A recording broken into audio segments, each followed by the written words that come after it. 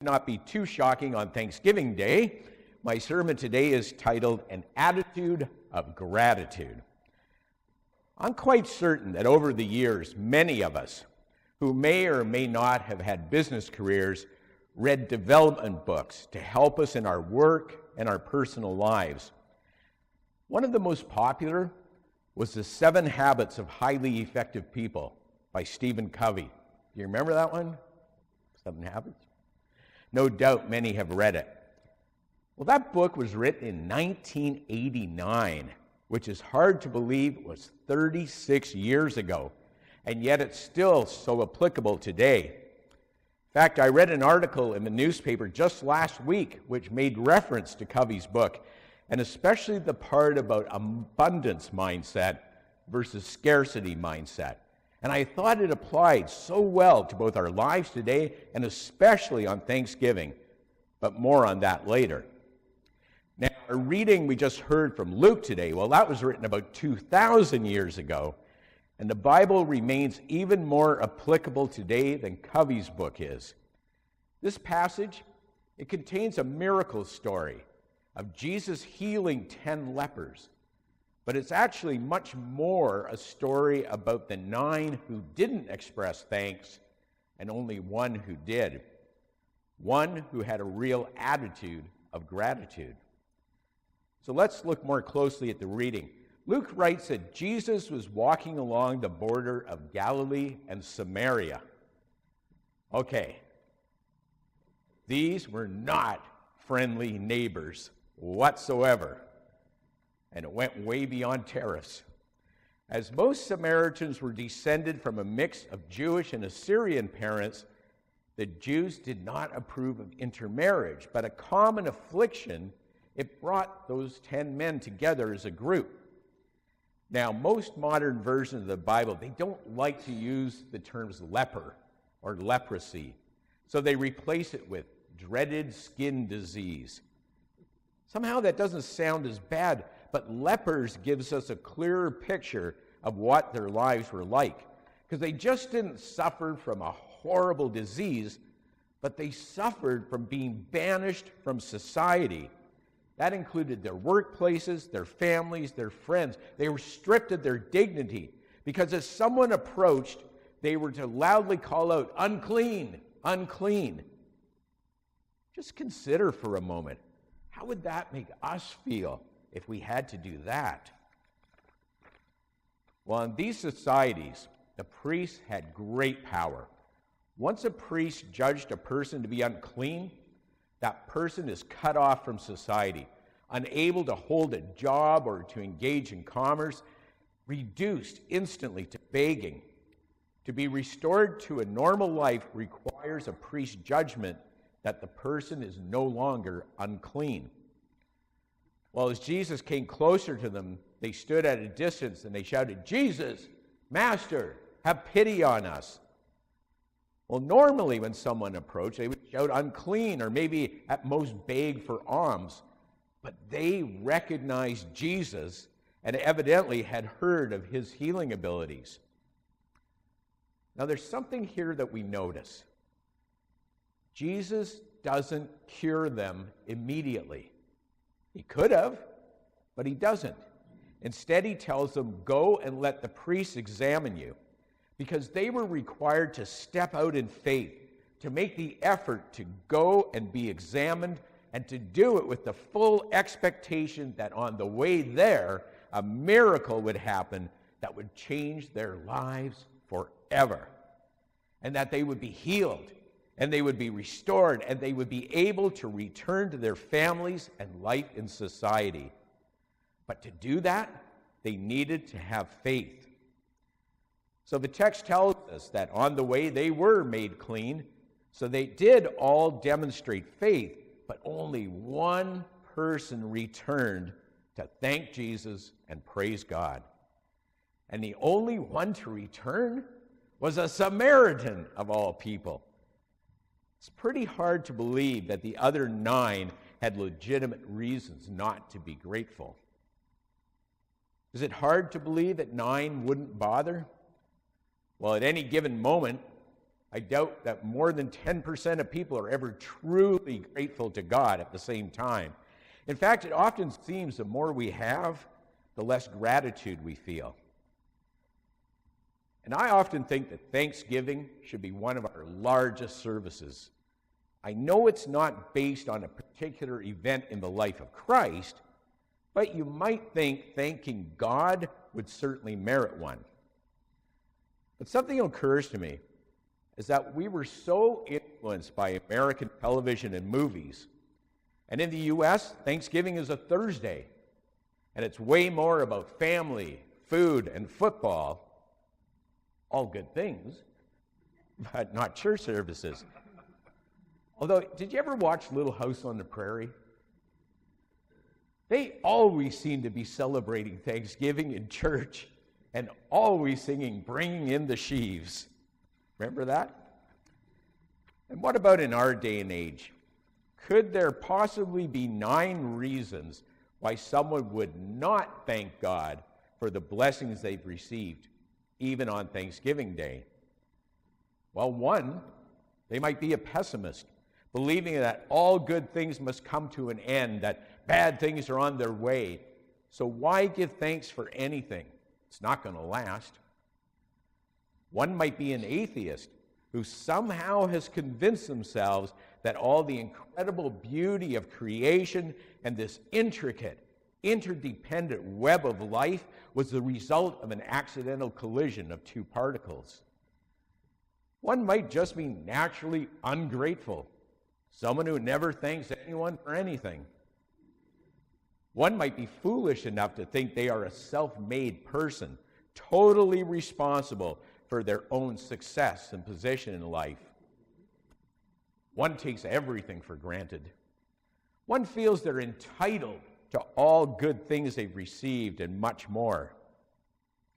And this could be true of many people. 1 asked God many times for things to happen and didn't get exactly what they thought was best. So obviously, God doesn't act on our prayers. Maybe somebody doesn't know how to express thanks to God. Or 1 doesn't see God's love as active in this world. And at times, it's working through us. There could be 1 who's just too busy working. They'll thank God when they get time. Somebody might think it's all just good luck. And 1 can't fathom why they would be deserving of God's grace. Well, that's 12 right there, and it's just the tip of the iceberg. No, we're not going to do 100 more. But some of these above, they sound like people who have a scarcity mindset. Returning to that article I read, people with a scarcity mindset believe that there are limited resources and time available to achieve their goals, and that there are limited opportunities for experiencing joy and happiness. They tend to embrace fixed thinking, making them rigid in their approach to life and lacking creativity. And they experience more negative thoughts and default to short-term thinking, missing out on opportunities for happiness and success over time. Now, the opposite is people with an abundance mindset, belief that there is enough goodness, resources, and time for everyone to be able to accomplish their goals, that life isn't a zero-sum game and everyone can prosper. Abundance-minded people believe that life's challenges are opportunities for learning and growth, and they embrace long-term thinking. And I want to add some religious perspective to all of this, because some characteristics of abundance mindsets include thinking of best-case scenarios. And the truth is, no matter what anyone is going through, there is a best case and a worst case scenario or outcome. Abundant thinkers tend to think of the positive first. Even in the case of a long shot, they think, what if this works? When providing pastoral care with people who are getting a diagnosis, I always remind folks that our human minds, we tend to slide immediately to the worst possible outcome. It's happened to me. I know that we do this. So I try to encourage people to only deal with what they know for sure and not the terrible things that could be. The second characteristic is giving generously. And when you believe that prosperity is not limited, it makes it easier to tip generously, to spend an extra 5 minutes listening to someone's story when they really need to be heard, or maybe just to let someone cut in front of you in line. Kind of sounds like do unto others as you would have them do unto you. Then there's assuming the best in others.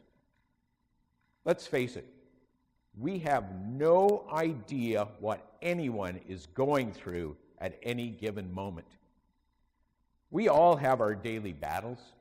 Some of them are internal, some of them are external, and we struggle against. And because of this, we should extend grace to those around us who might be struggling.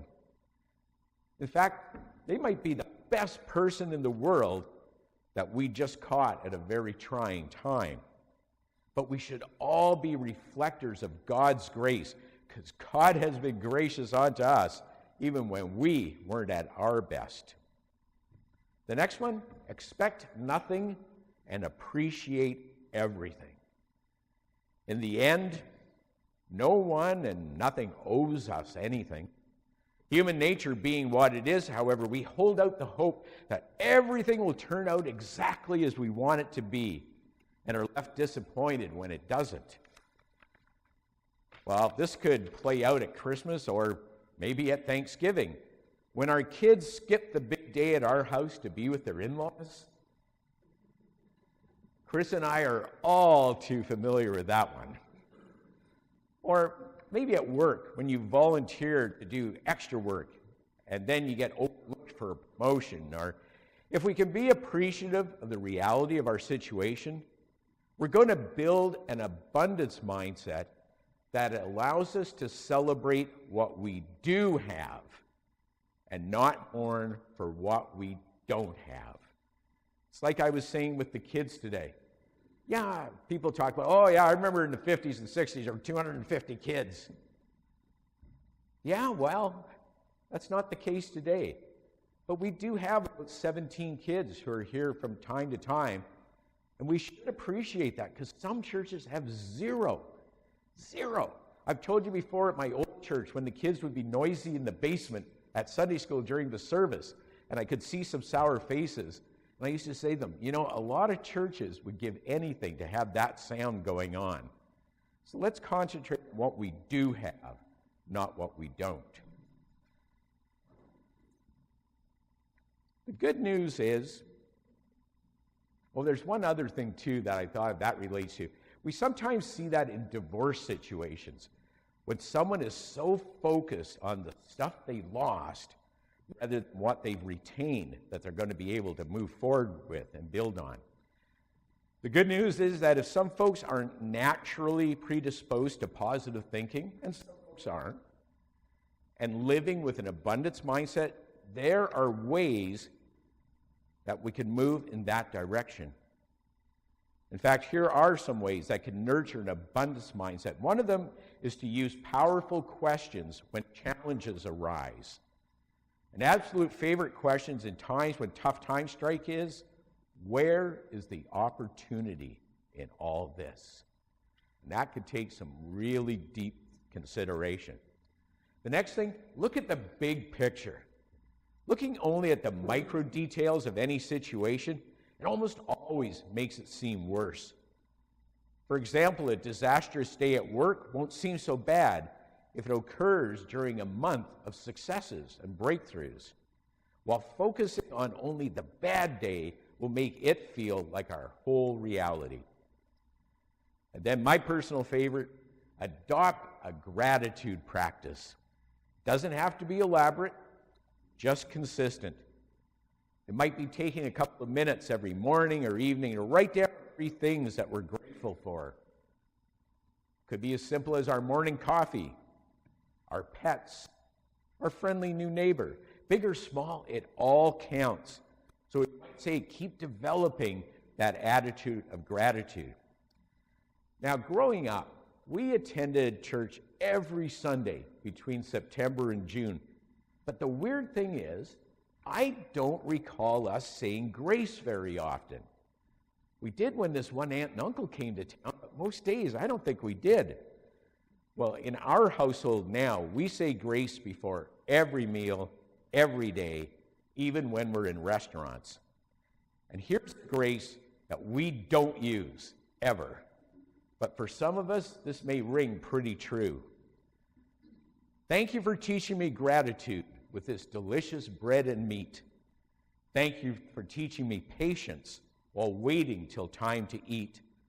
Thank you for teaching me faith, expecting food and never having doubts. Thank you for teaching me suffering by providing these Brussels sprouts.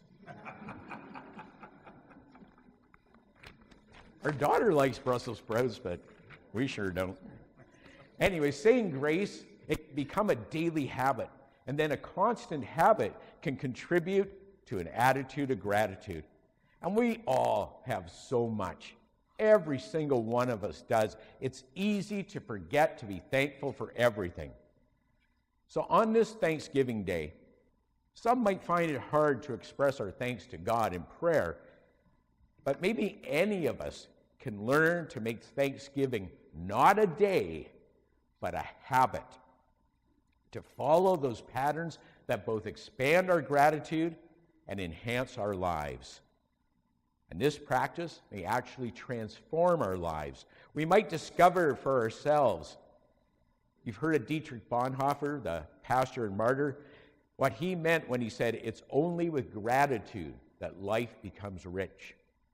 Or we may find for ourselves the truth of the most famous sentence from a mystical writer, Meister Eckhart. And he said, if the only prayer you ever said in your whole life was thank you, that would be enough. God has richly blessed every one of us here. And as we further develop an attitude of gratitude, we're going to be motivated to share these blessings and live our lives as a dynamic, active, intentional, living reflection of God's grace and a sincere, tangible thank you to God. And with overwhelming gratitude on this day of Thanksgiving and every day going forwards, we say, thanks be to God. Amen.